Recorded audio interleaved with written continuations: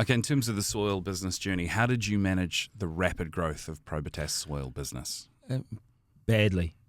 Oh, really? Well, I was unaware and didn't seem to be able to get enough information about how to actually expand a business or run a business of that size. Well, and had never been grown up with it. Like, we'd been on a farming all my life and just looking at what was going on and just thought, well, we'll do this, and you do the same thing. You ask the accountant, you ask this and you ask that, and basically I got a lot of information about how to do things traditionally and blundering on, and the people I was asking were unaware of what we were doing, or unaware really to the extensiveness of what was going on. What's hard for people to understand something without a framework of what someone's done before? That's right, and we didn't know what was going to happen next. I mean, all I could do was, like, my whole emphasis at the time was just making sure that whatever we did worked. But like the level of information transfer and the knowledge about business and the intricacies of all these things, and as lots of people came on board, and it was exciting. But it was draining. God, it was draining. And yeah, the reality is I didn't have the control or processes in place that were required to actually keep a business like that functioning. Did you have any regrets there? Well, you can't regret it.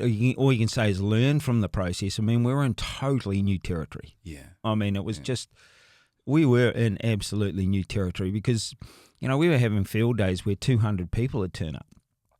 The problem of popularity. Yeah. And how do you get that information transferred over and make sure that you keep it accurate, the challenges that turn up, and everybody wants something off you. And and you don't realise, I certainly didn't protect myself enough in that regard. But that's just, you learn. If you don't learn from what's going on. Do you mean like when you're being pulled from hither to thither, from here to there? Yeah. Yeah. Yeah, I was, my daughter just got sick of me talking to people on the phone in the evening every night, same thing over and over again, and I can understand it. I mean, it just, and so, I went on to write a manual and a bits and pieces like that, but, there was a lot of things that I took for granted because of the way I'd been brought up and the practicality and how we did things. I just expected other people to be that way, and they weren't. And I just didn't know not to expect that they were going to be the same as me. And that's something that I've just had to get used to over time, is realising, I think about things quite a bit differently than most. And even if I talk to people, they go, oh, yeah, we get it. Actually, in most cases, they don't get what I'm thinking about.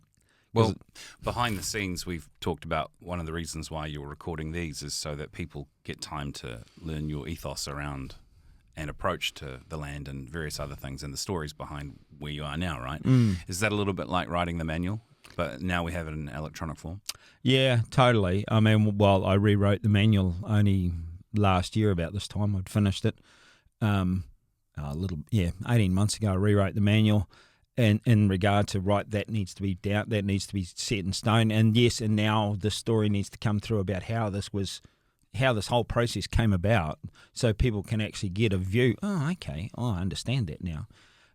Because as we go through the book, there's quite a bit more shit to fly yet. Yeah. And this was all stuff that we didn't really understand was going to happen.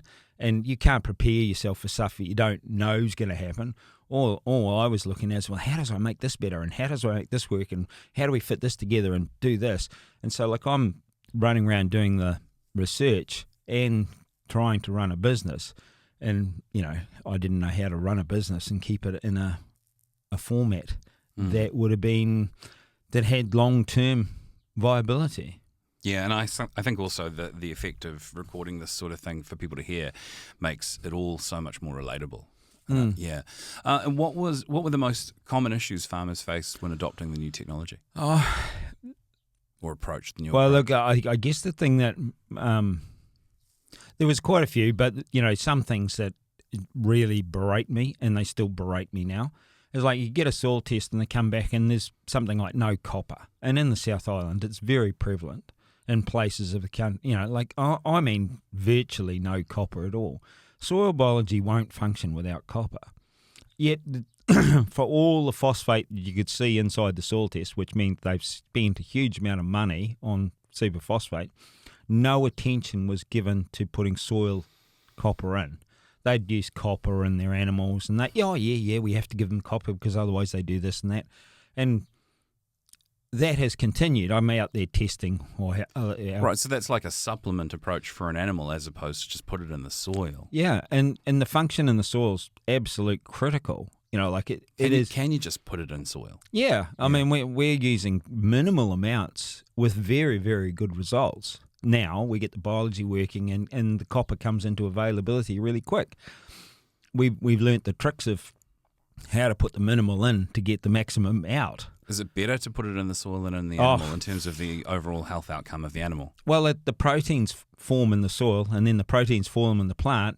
And if you don't do it, all of a sudden you get nitrate excesses and you get shitty sheep, and then they get all skinny, and then all hell breaks loose. And then you're running around, shoving jabs in them. And they're expensive, the jabs. I mean, the actual cost of doing it in the soil is cheaper, and you get a better result. So that was just one of the issues that I saw. And like the other issues that really shone through was, like I'd grown up on peat soils, which were pretty raw. And like we were always trying to make things better. It was the same thing on the volcanic ash in Waihi.